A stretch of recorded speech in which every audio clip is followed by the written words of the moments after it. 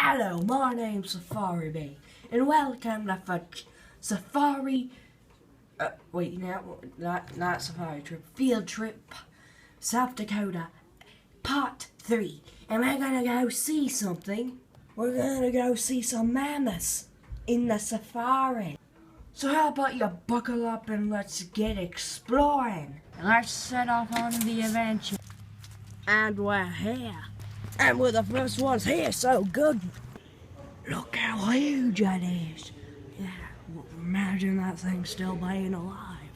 It's a mammoth. Okay, we're in the mammoth gift shop. Let's see what they have here. They should see bones. They have bones. How much? Let's see. $90, okay. Mammoths. It's a whole herd of them. Okay, I'm gonna do my normal voice. Yeah, guys, look, dinosaurs. Apatosaurus. Mammoth. Triceratops. I can't remember the name of. Utah Raptor. And T-Rex. Yeah. Okay. Oh, what's that? Giant short-faced bear skull? $600? How'd you like to hunt that thing still alive? Yeah, you want it, because it's terrifying. See you guys in the tour, which should be starting somewhat soon. I don't think it was any one of these events by itself that would kill them off. More likely a combination of 3 or 4 of them. But like I said, feel free to come back and Columbian mammoth. This skull was taken out of the sinkhole on Tuesday. I was lifted just because the sediment.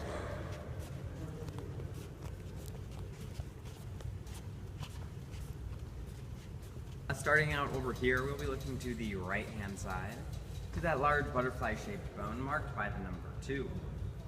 Now that bone is, like the sign says, a mammoth pelvis. And now the pelvis is important because it helps us to determine the gender of the mammoth, or if they were male or female. This is done by measuring the birth canal through the center, as well as those sections of bone beneath the wings of the pelvis. By show of hands, who thinks we have more male mammoths? This is sort of odd cluster of bones. This is an upside-down Columbian mammoth skull. Because the skull is upside down, we do get a very nice view of the upper 2 mammoth teeth, there on the bottom. And you'll notice that the chewing surface of the teeth is flat, meaning that the mammoth ate plants, more specifically grasses. And above the 2 teeth we have these 2 curved shapes, which are the mammoth's tusk sockets. You'll see that the tusk sockets are a lighter color there on top. That's where the bone has been repaired with a clay-like substance to protect it from crumbling and breaking. And any questions on these 2 things? Alright, well then moving right along. Starting out with this number 4 on the right-hand side, we have another Columbian mammoth skull. I like that one we just looked at. With this skull, we get a nice side view of one of the mammoth teeth there in the center. Mammoth teeth work sort of like a conveyor belt. The new tooth would grow in from the back of the mouth and push out the old one. Mammoths would then either swallow or just spit out their old teeth. And mammoths, unlike humans, had 6 sets of teeth in their lifetimes. Humans, of course, only have 2. But the mammoth only had 4 teeth at once, 2 on top and 2 on the bottom at any given time. Mammoths would typically live until their last set of teeth came out, which was at around the age of 80 years old.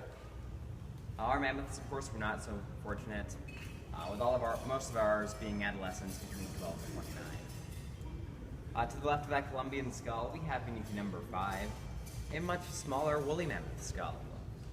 Notice that the teeth of the woolly mammoth are smaller and more oval-shaped than that of the Columbian. By looking at the size and shape of the teeth, we can determine a few things. Number 1, we can determine the species of the animal, whether they were Columbian or woolly, but also the age of the mammoth when they died. The majority of our mammoths are, like I said, adolescents, between 12 and 29. But we do have a few that go beyond this range, with the oldest mammoth being a fume, and the suction would then pull up sediment, giving us the nicest swirling patterns beneath the Alright. So far we have been walking on the outside edge of the sinkhole. But as of right back here on the left, we've crossed over into the inside. The edge can be seen by looking for this red-colored spearfish shale. The shale gets its red color from iron, which is in the sediment. That iron is also found in the surrounding Black Hills area, so you notice that a lot of the rock in the area has this kind of reddish tint. While we're talking about sediments, I would like to point out the buckets at the bottom of this area. And while the buckets themselves are nothing special, inside the buckets you will see the fill sediment, which, like the name suggests, has filled up the sinkhole in the 26,000 some years since it was created. When we're uncovering our bones and mammoths, we will take out buckets of this fill sediment and screen wash it using water. To look for these smaller bones and microfossils that would otherwise go unnoticed. Although the screen washing is a fairly slow process, it does yield many very important results.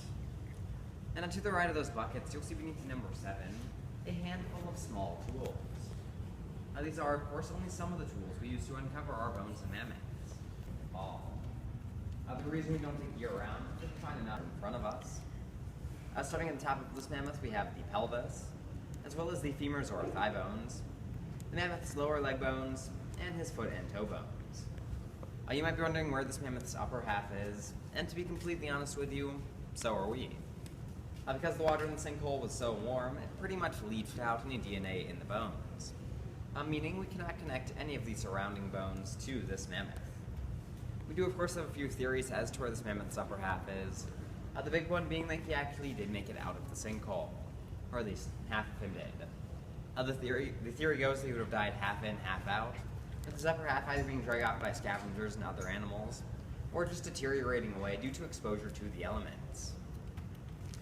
Another popular theory is that his upper half could be made of bones under or around him, although unless we can find DNA in the bones, we cannot be certain. That does bring me to the end of this section. Any questions over here?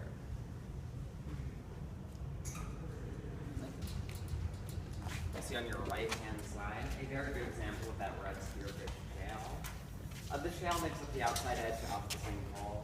And when we built this building, what we did is we put the building on the outside of that spearfish shale.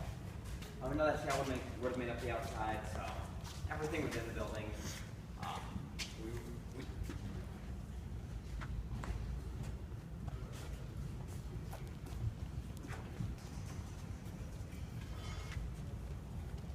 Alright folks, and as we get up here, if we could please line up along this section of fence right through here.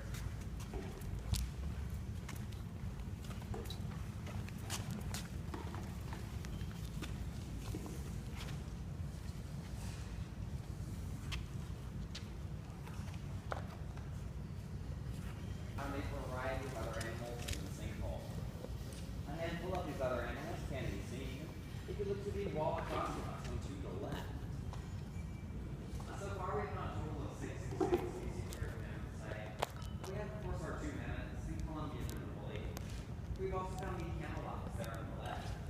And then says they're from modern day camel. A quick fun fact, the camelops actually originated here in North America. We were then crossing the Bering Land Strait to Asia. To derive camelops, we have the dinosaur face there. Notice there's more cat on the face, and you can see that there's more facing feet. Unlike the pinky toe bears of today. Starting from the bottom, we have the pygmy mammoth, as well as the Asian elephant, the woolly mammoth,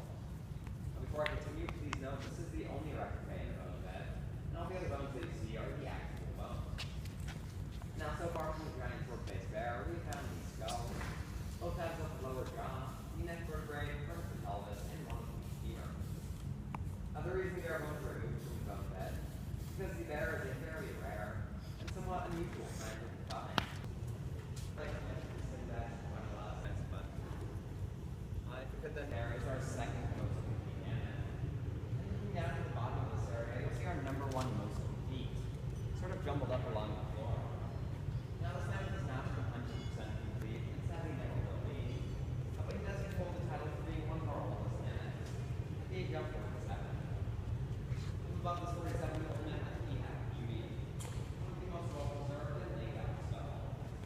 Notice the only thing Beauty is really missing, other than her body, is the tip of his right nut. Above Beauty, we have a very well-preserved skull. Now that's spoken from an older mammoth, and has been found in the bone. Looking at other skulls, kind of a hollow opening in the center of the mammoth's forehead. That is the mammoth's nasal cavity, or its rotor cavity. It's only right enough for that cavity to two smaller holes, which run the mammoth's eye sockets. And now if you look beneath those two skulls in that 47-year-old mammoth, you'll see a small hole in the floor, marked by two orange flags and the number 17. This hole is not used for mini golf, it's instead one of 3 core samples. The sample went down 67 feet, and we got the elevation for the walkway right there. So far we've done 22 feet stored at this point. I mean, we have at least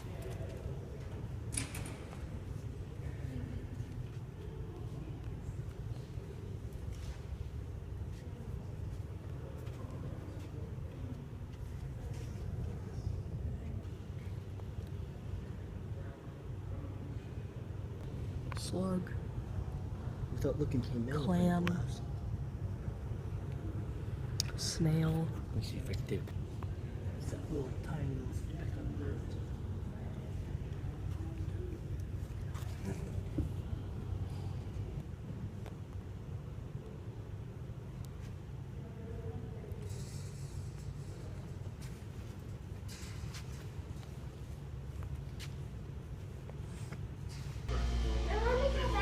Gemma, stop. You're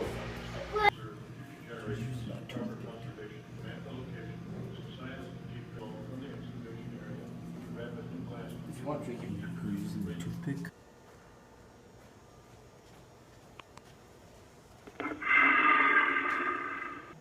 Dead mammoth, dead So mammoth. this See you guys later. Bye.